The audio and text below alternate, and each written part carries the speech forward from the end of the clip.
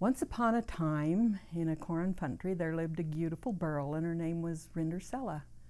Now, Rindercella lived with her muggly other and two sad blisters. Also, in this same corn country, there lived a very pransome hince. Now, this pransome hince was going to have a fancy fall, so he invited all the people for riles amound, especially all the pitch people. Now, Rindercella's muggly other and two sad blisters went out to get some drancy fesses to wear to the fancy fall, but Rindercella couldn't go because all she had to wear was some old ruddy dags. Finally, the rite of the fancy fall arrived, but Rindercella couldn't go, so she just sat down and scried. And while she was getting there a-scrying, there appeared before her Gary Mudfather, and he touched her with his magic wand. And then there appeared a King Boach and Hicks White Sources to take her to the fancy fall.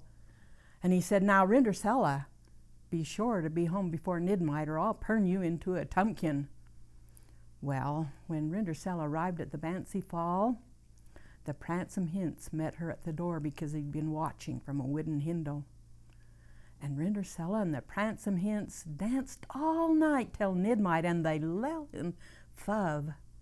But suddenly the mid-clock struck night, and Rindercella staced down the rares, and just as she beached the rottom, she slopped her dripper.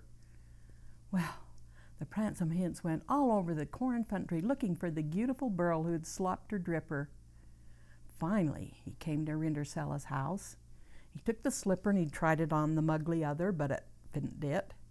Then he tried it on the siggly usters, and it didn't it. Then he tried it on Rindercella, and it fit it. It's exactly the sight rise. So Rindercella and the pransome hince were married, and they lived happily ever hepward. Now the story of the Maury is this: if you ever go to a corn country, you want to have a pransome hince loll and fub with you, don't forget to slop your dripper.